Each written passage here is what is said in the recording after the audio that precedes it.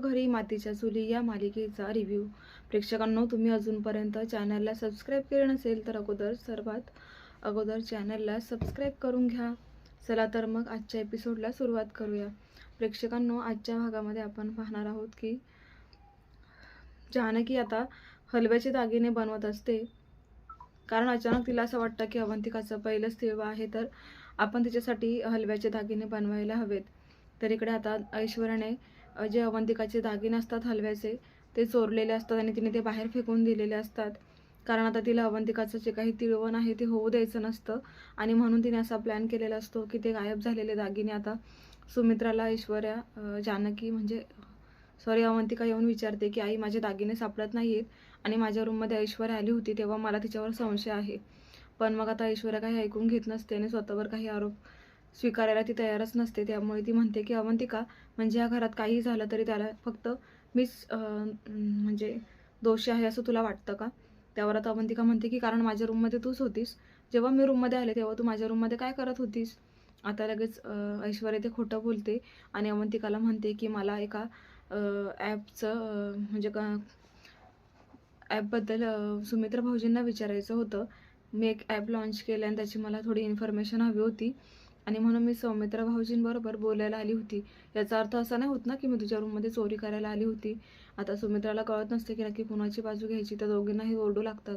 आता त्यानंतर इकडे सगुणाही जानकीच्या घरी गेलेली असते आणि जानकीला ती सगळं सांगते की वहिनी साहेब, तिकडे आता अवंतिका बहिणींचे दागिने चोरलेले आहेत त्या ऐश्वर्याने, आणि आता स्वतःवरती आरोप स्वीकारायला पण तयार नाही.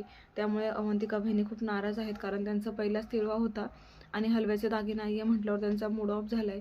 त्यांनी मार्केटमध्ये पण विचारलं पण ते दागिने कुठेच मिळत नाही. तेव्हा जानकी म्हणते की अच्छा, असं आहे का? अगं सगून, ऐक ना, मी पण हलव्याचे दागिने बनवलेले आहेत. मला माहिती नाही तिकडे काय चाललेलं, पण मला असंच वाटलं की आज पहिल्यांदाच अवंतिकाचं तिळवण आहे, तर मग मी दागिने बनवले. म्हणजे किती योगायोग आहे बघ ना सगुणा, तिकडे दागिने चोरीला गेलेत, बाकीचं काही असू दे, पण आज माझे दागिने अवंतिका घालणार आहे. मला ना खूप आनंद होते, मी खरंच हे दागिने बनवले ना, मला स्वतःवरच खूप आनंद झाला आहे. सगुण आता ते दागिने घेते आणि म्हणते की वहिनी साहेब, तुम्ही पण चला ना.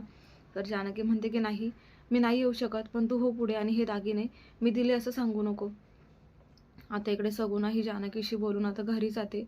इकडे आता सगळ्या बायका ह्या रणदिवेंच्या घरात येत असतात, कारण आता हळदी कुंकू आहे म्हटल्यावर सगळ्यांना आमंत्रण दिलेलं असतं. त्याप्रमाणे त्या बायका घरात येतात. तर इकडे ऐश्वर्या रूममध्ये असते आणि तिने ते बाहेर फेकून दिलेले दागिने पुन्हा घरात आणलेले असतात आणि ती आजीला बोलत असते की आजी, हे बघा, मी काय चाल केली माहिती आहे का? अवंतिकाचा तिळवा होऊ नये म्हणून मी हे दागिने बाहेर फेकले होते आणि पुन्हा मी ते उचलून आणलेले आहेत. आता हे दागिने मी स्वतः घालणार आहे आणि मग दाखवते तिच्या नाकावर म्हणजे नाकावरती टिचून हे दागिने मीच घालणार आणि मीच तिच्यापेक्षा सुंदर दिसणार, असं आता ऐश्वर्या म्हणत असते आजीला. आणि आजीसुद्धा आता ऐश्वर्याच्या बाजूने बोलत असतात. आता त्यानंतर ते दागिने घालताना आजी म्हणतात की ऐश्वर्या, अगं तू किती सुंदर दिसतेस, किती छान मेकअप केलं आहे ना तू आज, त्यात हे दागिने घातल्यावर तर तू अजून छान दिसतील. मला तर असं वाटतंय की तू इतकी गोड आहेस ना, आणि त्यात हे दागिने, तुला ना मुंग्या लागतील, मुंग्या. आणि अचानक ऐश्वर्याच्या मानेला खाज यायला लागते. आता ती पाहते तर खरोखर त्या हलव्याच्या दागिन्यांना मुंग्या लागलेल्या असतात आणि तिला खाज येत असते. तेव्हा आता तिला काय करू आणि काय नाही असं झालेलं असतं. तर आजी तिला हसतच म्हणतात की काय गं ऐश्वर्या, मी म्हटली आणि लगेच तुला मुंग्या चावायला लागल्या की काय? ऐश्वर्या म्हणते खरंच मला खूप मुंग्या चावत आहेत. आणि मग आता ती दागिने पटकन काढून बाहेर फेकते आणि मग ते दागिने पाहते तर खरोखर त्याच्यावर मुंग्या चढलेल्या असतात. मात्र त्यांनी ऐश्वर्याची चांगली जिरवलेली असते, कारण त्या मुंग्या तिला इतक्या चावतात की तिला काय करू असं झालेलं असतं. तेव्हा आजी म्हणतात की जा पटकन वॉशरूममध्ये, आता तुला आंघोळच करावी लागेल असंच दिसते. आणि ऐश्वर्या ही खूपच चिडलेली असते, तिचा खूप संताप होतो की मी करायला गेले काय आणि झालं काय. त्यामुळे तिला काहीच सुचत नसतं. ती म्हणते की आज माझी संक्रांत तरी होईल ना. तर आता पुढे बायका ह्या घरात येऊन विचारत असतात की अवंतिका, ही तुमची सून ना, किती छान दिसते, ती किती सुंदर आहे ना, हे हलव्याचे दागिने तर तिला खूपच छान सूट झालेले आहेत. मग त्या म्हणतात की तुमची दुसरी सून कुठे आहे? तेव्हा आता ती सुमित्रा म्हणते की ती तयारी करते, कारण ती खूप सुंदर आहे ना, म्हणून तिला तयारी करायला पण तितकाच वेळ लागतो. मग सगळ्या बायका हसत असतात. त्यानंतर आता ऐश्वर्या ही दागिने काढून बाहेर येते, कारण त्या दागिन्यांना मुंग्या लागलेल्या असतात आणि म्हणून ती नाही घालू शकत. तेव्हा ती बाहेर येते तर बायका तिला म्हणतात की काय गं ऐश्वर्या, तू तर खूप वेळ लावला तयारी करायला, मग तू हलव्याचे दागिने नाही घातलेस का? जरा तुझ्या जाऊकडे बघ, किती सुंदर दिसते ना ती अवंतिका. तेव्हा आता ऐश्वर्याचा खूप जळफळाट होतो आणि मग तिला काय बोलावं हे कळतच नसतं. तेव्हा सगळ्यांना प्रश्न पडले की हलव्याचे दागिने का घातले नसतील, पण तिला हे सांगायचं नाही की तिला असा पराक्रम तिने करून ठेवला होता. आणि आता बाहेर जानकीसुद्धा वाकून पाहत असते. तिलासुद्धा बघायचं असतं की रणदेवींच्या घरी नक्की काय चाललंय, पण ती हिंमत नाही करत आज जाण्याची, कारण तिला भीती वाटते की मी जाऊन यांची संक्रांत नको खराब व्हायला, म्हणून ती बाहेरूनच बघत असते. आता ती बघत असतानाच मागून 2 बायका येतात आणि त्या बायका आता जानकीला पाहून म्हणतात की अरे, ही तर रणदिव्यांची सून ना, ही बाहेर काय करते. तेव्हा आता त्या पटकन जानकीला आवाज देऊन म्हणतात की काय गं, तू बाहेर काय करतेस, तुला बोलवलं नाही का. तेव्हा आता जानकी म्हणते की असं नाही, मी आतमध्ये जाणार होते, आता तुम्ही पण प्रोग्रामलाच आला आहात ना, आज हळदी कुंकू आहे ना.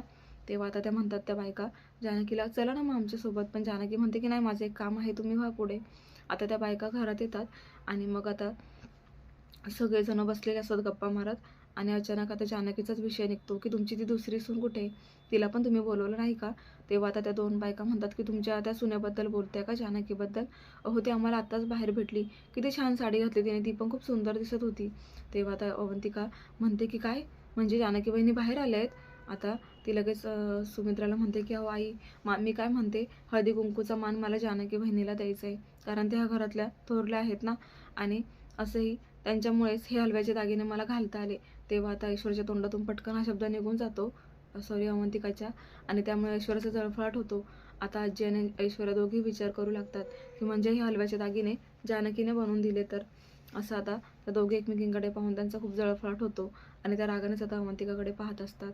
तर इकडे आता अवंतिका सुमित्राची परमिशन घेत असते की आई प्लीज मला हा मान द्याल का, मला पहिलं मान हे जानकी बहिणीने द्यायचे. आणि नेमकं सुमित्राच्या मनात पण हेच चालू असतं की जानकीने घरामध्ये यावं. म्हणून आता अवंतिका धावतच जानकीकडे येते आणि जानकीला घट्ट मिठी मारते आणि म्हणते की वहिनी, तुम्ही माझ्या शब्दाला मान दिलात, मी तुम्हाला बोलवलं आणि तुम्ही आलात, खरंच मी खूप खुश आहे. आज पहिलं मान मी तुम्हाला देणार आहे, तुमच्यापासून मी ह्या कार्यक्रमाची सुरुवात करणार आहे. तेव्हा जानकीला फार आनंद होतो. आणि मग त्यानंतर इकडे ऐश्वर्या आजीला म्हणत असते की बघितलं यांचं प्रेम किती उतू चाललंय, पण हे जास्त वेळ टिकणारं नाही, मी बघ आता आजी काय करते. तेव्हा आजी म्हणता माझी गुंडी गं बाई, खूप काही करत असते, आताही तिला यश येऊ दे, कारण त्या नेहमी ऐश्वर्याला साथ देतात. आता ऐश्वर्याने तिथे बऱ्याच अशा वाणासाठी ठेवलेल्या वस्तू असतात, गिफ्ट्स असतात, आणि आता त्यातला ती एक बॉक्स उचलते, त्यातली साडी काढून टाकते आणि सुमित्राची वापरलेली जुनी साडी त्याच्यामध्ये ठेवून देते. आता नेमकी ती साडी सुमित्राच्या मकर संक्रांतीचीच, पहिल्या मकर संक्रांतीची साडी असते आणि हे काय ऐश्वर्याला माहिती नसतं. तेव्हा आता इकडे जानकी आणि अवंतिकाचं वाण देण्याचा कार्यक्रम चालू असतो. आणि लगेच आता ऐश्वर्या हे मागून पाहते आणि समोर येते जानकीच्या आणि म्हणते की जानकी, तुला फार पुळका आहे ना अवंतिकाचा, पण त्या अवंतिकाने तुला वाणामध्ये काय दिलं, ही जुनी साडी का वापरलेली, जरा नीट बघ. तेव्हा जानकी बघते आणि जानकीचे लक्षात येतं, अरे ही तर आईंची साडी आहे, ती पण मकर संक्रांतीची, म्हणजे आईंची पहिल्या मकर संक्रांतीची साडी मला वाण म्हणून दिली. त्यावर आता जानकी खूप खुश होते आणि म्हणते की ऐश्वर्या, अगं तुझा काहीतरी गैरसमज झालाय, ही वापरलेली जुनी साडी जरी असली ना, तरी ह्या साडीमागचा राज काय माहिती आहे का, ही साडी पहिल्या मकर संक्रांतीची आईंची आहे आणि मला आईंचा आशीर्वादसुद्धा मिळणार आहे ह्या साडीबरोबर. तेव्हा आता ऐश्वर्याचा खूप जळफळाट होतो, कारण आता असं सडेतोड उत्तर मिळाल्यामुळे ऐश्वर्याला पुढे काही बोलायला जागाच राहत नाही आणि अवंतिका आणि जानकी एकमेकींकडे पाहून हसत असतात.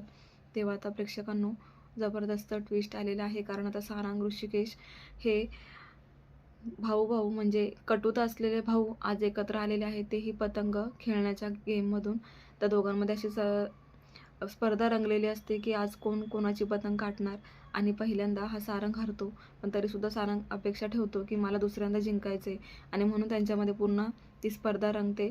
आणि दुसऱ्यांदा नेमका आता ऋषिकेश पुन्हा सारंगची पतंग कापणार असतो, पण सारंग इतका म्हणजे खेळामध्ये मग्न होतो की मागे खड्डा आहे हे सुद्धा तो विसरून जातो आणि त्या खड्ड्यात पडणार, तर त्याला ऋषिकेश हात देऊन वाचवतो आणि म्हणतो की अरे सारंग, आज काय झालं असतं, तू जरा चालता बोलताना आजूबाजूला काय घडते याच्याकडे पण जरा लक्ष द्यायला पाहिजे, काय ना, कारण आपलं लक्ष नसतं आणि आपण अचानक पडतो आणि आपलं म्हणजे आपण तोंडावरच आपडतो, असं म्हणून सारंगला त्यांनी टोमणा पण मारलेला आहे. पण ऋषिकेशने वाचवल्यामुळे सारंगच्या मनामध्ये ऋषिकेशबद्दल प्रेम तयार झाले.